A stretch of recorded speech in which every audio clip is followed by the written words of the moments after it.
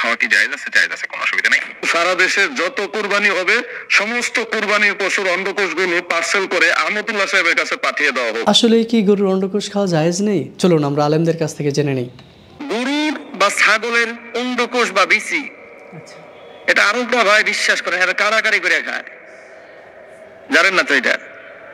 গোটা আরব বিশ্বে আমরা তো ফেলাই দিই গরুর বিচি, ছাগলের বিচি, অন্ডকোষ, এগুলো তো ফেলাই দিই। আর আরবরা যদি বিচি বড় হয়েছে এটা না কাড়াকাড়ি করে, কিনে ভাই প্যাকেটিং করে, এটা লজ্জার কিছু নাই। আপনারা খায় না দেখে আপনারা আসেন। সরকার যদি উদ্যোগ নেয় যে বিচিগুলো একসাথে করে এগুলো এক্সপোর্ট ইম্পোর্ট করবে, এটা করতে পারবে। কিন্তু প্রচুর চাহিদা, বিশেষ করে আরব বিশ্ব, সৌদি আরবেও প্রচুর খায়। এখন এই অন্ডকোষ আমাদের মানে ঘৃণা লাগে, এর লাগে আমরা খাই না। এই বিচি টিচি গুলো আমাদের ঘৃণা লাগে, নবীজিও পছন্দ করেছেন। কিন্তু কেউ যদি খাইতে চায় তার জন্য খাওয়া হারাম না, খাইতে পারে। এসব ভাই আপনি জানতে চেয়েছেন যে গরু অন্ডকোষ খাওয়া যায় কিনা। না যায়, এখানে কোনো দলিল পাওয়া যাচ্ছে না। যদি কেউ রুচি সম্মত ভাবে খাইতে পারে, কিন্তু অরুচিকর জিনিস এটা অনেকের কাছে রুচিবোধ না। ইসলাম যেটা রুচিবোধ না সেটা থেকেও তো নিষেধের কিছুই পাওয়া যায়। এই জন্য অনেকে বলছে মাকরু। মাকরু বলছে কি, কোন দৃষ্টিকোণ কোন থেকে? অনেকের কাছে দেখতে অরুচিকর, সেই জন্য মাকরু। মাকরু মানে এখানে নির্দিষ্ট মাকরু তাহরিমি না এখানে।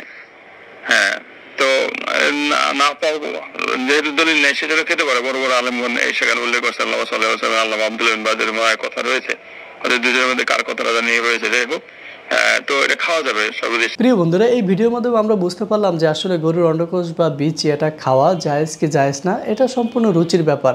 কারো যদি রুচি হয় সে খাবে, কারো যদি রুচি না হয় সে খাবে না।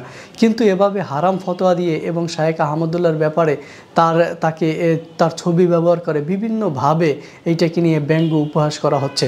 এটা কি আসলে কি মানে কোনো বৈধতা রাখে? দেখুন, বহির্বিশ্বের শপিং মলগুলোতে সেখানে এই অন্ডকোষ বা বিচি তারা বিক্রি করছে এবং মানুষজন খাচ্ছে, যে বিষয়ে আমরা আলেমদের মুখ থেকে শুনলাম। এবং আরবের বড় বড় আলেমদের ফতোয়া যে না, এটা খেতে পারবে, কারো যদি রুচি হয় সে খাবে।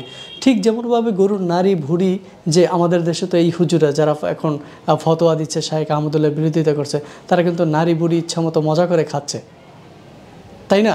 এটাও তো কেউ কেউ খায় না, রুচির ব্যাপার না। গরুর নারী ভুঁড়ি খায় না, অনেকে খায় না, তার রুচিতে আসে না, কিন্তু মাংস খায়। আবার দেখুন যে চিংড়ি মাছ মাকরু ফতোয়া দিয়েছে, যুগ যুগ ধরে চলছে, কিন্তু এখন আর কিন্তু সেই ফতোয়া শোনা যায় না। মানুষজন খাচ্ছে চিংড়ি মাছ, সবাই খাচ্ছে। কিন্তু দেখুন, একটা খাদ্যদ্রব্যকে মানে হারাম ফতোয়া দিতে হলে তো কোরআন হাদিসের এভিডেন্স লাগবে, দলিল লাগবে। তা ছাড়াই এভাবে ফতোয়া দিচ্ছেন। এবং শায়েখ আহমদুল্লাহর ফতোয়া যে সঠিক সেটা কিন্তু একটু ঘাটলি আপনি বুঝতে পারবেন। তথাপিও তারা শায়েখ আহমদুল্লাহর ব্যাপারে বিশ্ববিদ্যার করতেছেন, নিন্দাবাদ করতেছেন। প্রিয় বন্ধুরা, ভিডিওটি শেয়ার করে দেন। অনেক মানুষ এই বিষয়ে জানে না, তাদের জানানোর জন্য, যে তারা জানুক এটা একটা হালাল। যেমন গরুর নারী ভুঁড়ি কারো রুচি হলে খাবে, কারো রুচি হলে অন্ডকোষ খাবে। এটা ব্যক্তিগত ইচ্ছা। এখানে হারাম ফতোয়া দিয়ে কাউকে হারাম বক্ষণকারী এভাবে ফতোয়া দেওয়া ঠিক নয়। ইলম ছাড়া আসলে ফতোয়া দেওয়াটা আমরা মনে করি ঠিক না, কিন্তু আলেমদের কাছে এই বিষয়টা জায়েজ।